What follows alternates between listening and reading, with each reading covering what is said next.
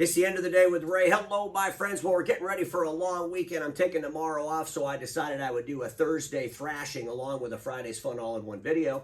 Hey, at the end of today's video, I'm going to share with you some new employees that started working here at the end of the day with Ray. Folks, I got a new team behind the scenes. It's going to be really exciting. I'm going to share what their job is at the end of today's video. But without any further ado, I want to jump on the Sharp Interactive board because I got some things I want to talk about, some things that I've seen this last week in the marketplace that you all might find interesting. I'm going to make a suggestion or two like I normally do. So let's just jump on the Sharp Interactive board. Folks, here I go. I got this BTA lanyard somebody hung in the middle of my Sharp Interactive board. I need to move the BTA lanyard. You know, the BTA, by the way, I'm just such a big fan of them. This lanyard kind of shows up everywhere. But anyway, don't forget to go to the BTA meeting June 7th and 8th, Fairmont, Chicago, downtown. Be there. It'll be a lot of fun. By the way, next week I'm going to be at the Kia Sarah meeting. I'm looking forward to that out in San Antonio. But ladies and gentlemen, let's jump on the Sharp Interactive board. And we've all seen these logos before. We've heard of this. We got the 30 under 30 and the 40 under 40. And these are some slogans that I came up with, these groups, like the 30 under 30. We are so young. Our vision of the future takes place tomorrow. And then we got the 40 under 40. We are so in debt we can't quit. I mean, that's kind of the reality of those two groups. But I'm thinking our industry, the document imaging channel, those friends of mine that sell supply and service print equipment, we got to have another category. I mean, we're a mature industry, right? We got a lot of old people in the industry. So I decided that we need the 70 plus. Now, we can't say 70, at 70 because there might not be 70 people. But we can say 70 plus. And the slogan for the 70 plus group will be, we are obsessed with the past, for we fear our place in the future. And let's be honest, only 70-year-olds would talk like that. For we fear our place in the future. And I put this Prevagen, box over here, this, the memory drug. I don't know if Prevagen, is interested in, being an advertiser on the other day with Ray, but you never know, Prevagen. Because, the 70-plus group, they're probably having some Prevagen. They probably take that. But here's the deal. I mean, it is. A lot of times, as the industries get older and older and older, well, you start getting, older people in the organization, right? Especially one as mature as a document imaging channel, right? I mean, it's not like a whole bunch of young people are jumping inside the channel to go out and sell MFPs, right? So we got a lot of old people still hanging around, and I think we need to have the 70-plus club. I just think we should do that, right? Now, I will tell you this: if you are like 70 or so, and you're taking Prevagen, and you're also taking that little blue pill, you probably don't want to mix them. Because no matter how good you remember it was, no matter how many drugs you take, you're probably not going to perform at that level. Just something to think about. But anyway, ladies and gentlemen, I want to talk about two different clubs. And it's really the 40 to 70 group. Those people in our organization that are 40 to 70 years old in an industry that's in decline, that an industry is ripe for disruption. They got to defeat a lot of status quo. These 40 to 70-year-olds have to really clobber the hell out of status quo. And they can go two different routes. They can join what I call a consortium of complacency. And usually the logo for the consortium of complacency is a rocking chair. Let's just kind of be all calm, sit on the porch and rock back and forth. And you can tell you're in a consortium of complacency. Well, first of all, if they have a rocking chair as a logo, that's a good sign. But their vision is going to be based on comfortable memories. Lots of fanfare, but little reality.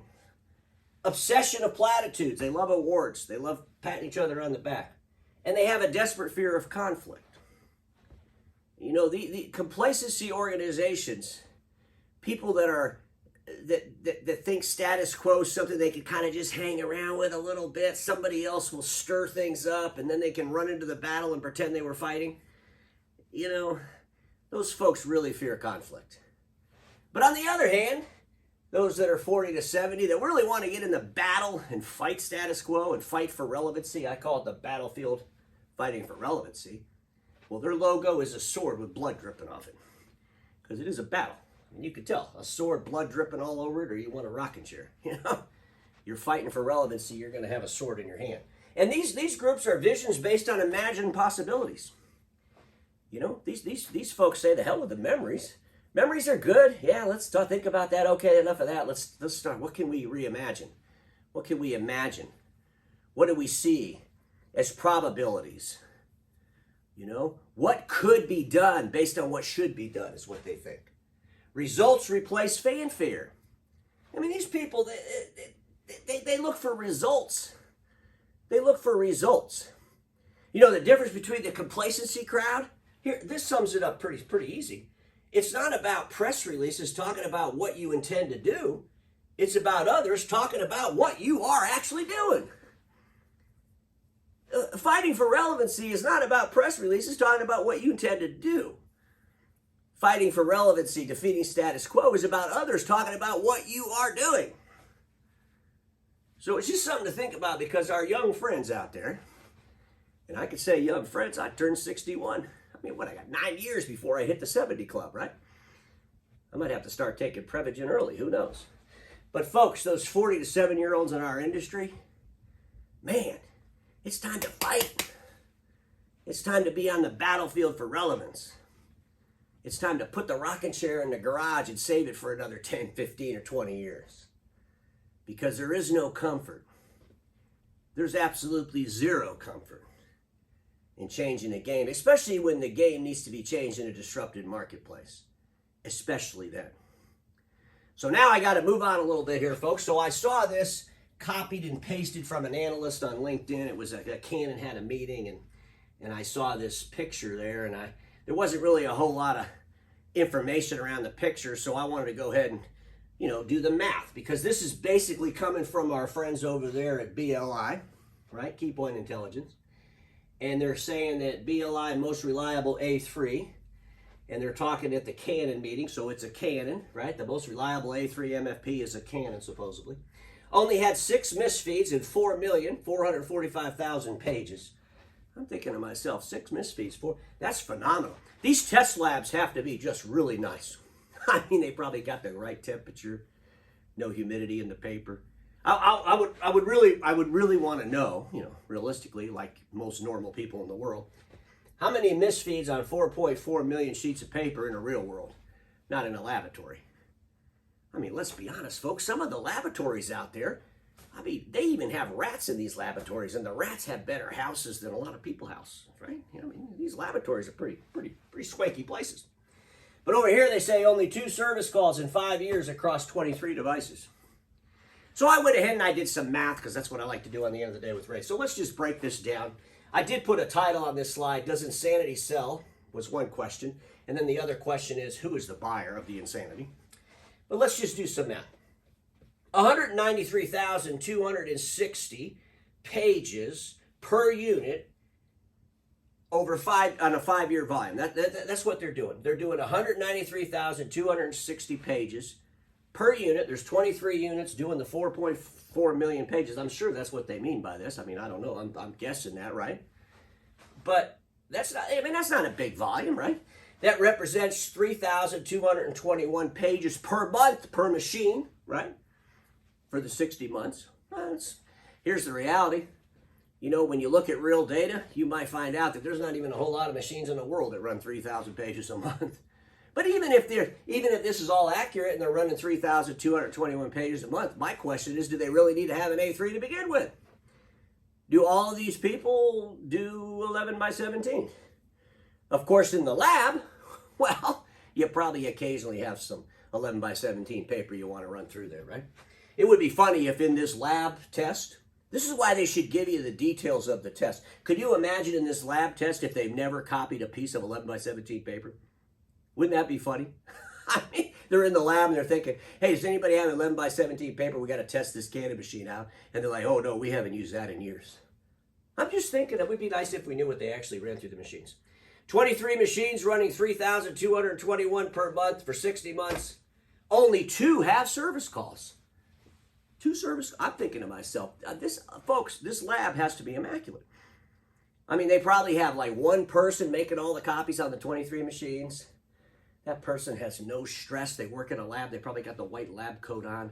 Very clean environment. They're probably not even allowed to bring in their lunch or their glass of iced tea into the lab. There's no way the paper's going to get, you know, damp or something spilled on it. Just a perfect environment. And we know that Canon machines in the marketplace only go in perfect environments.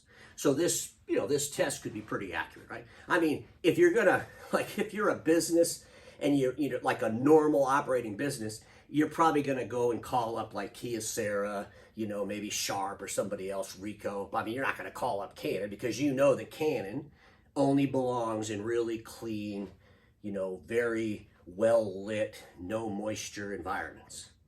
I'm just thinking that's probably what they're thinking. So here's the question. Should customers stop buying service? I mean, our friends over at BLI just told the whole world that out of 23 machines, over 5 years, running 4.4 million pages, or 193,000 pages each machine, they only had 2 service calls. Well, if you think if the customer saw this, they would think to themselves, why the hell would I buy a service contract? I mean, just do the math, folks. I mean, it's mathematically in your advantage not to have service. Now, I know you're probably going to be one of the people, maybe 2 of you are going to get a service call, but it's only 2 calls. What are they going to charge you? I mean, the way our industry prices themselves, they'll probably give you some big discount to go in there and do the service. But these are things we should be thinking about. And so I have to ask this, the final question of our friends over at Key Point Intelligence, BLI. Should what happened in the lab stay in the lab? Otherwise, people might stop buying service. Just something to think about, my friends. So now it's time to jump to my new employees and what are they going to do on the end of the day with Ray. Folks, after today's video, some of you might think this is really relevant. Great timing, Ray. I've set up what I call the Crybaby Therapy Help Desk. And you can see it. It almost looks like a telethon at a PBS station. But we have the end of the day with Ray back there. We got all these folks on the phones to answer your questions. Now, this is kind of amazing. In order to work at the end of the day with Ray, you have to look like me. And you'll notice all these people kind of resemble me. That was tough to find these people, by the way. But they're staffing this Crybaby Therapy Help Desk. Because here's the reason. Sometimes people watch an episode and they want to shoot off an email and complain. Before you do it, call the Crybaby Therapy Help Desk. Because I have specialists here that are focused 100% just on how to send an email and complain about something. Normally the first thing they tell you to do is send it to the person that you're complaining about personally. Send it to them first. Okay, that's what they say. And then there's these folks in here. We got some folks that are experts at text messaging. So if you're one of the complainers that likes to use text, you can call up before you start shooting off stupid text. Call up the help desk. They can walk you through this. But I'm hoping this help desk for the crybabies will help. Because when we go into the marketplace and we're fighting status quo and we're in a battlefield fighting for relevance, oh man, it can get bloody sometimes. It can sure get bloody. But folks, I want you all to have a fantastic holiday. And every single one of you, remember this. Status quo is the killer of all that'll be invented. Don't get stuck in status quo, and I'll see you all on Tuesday.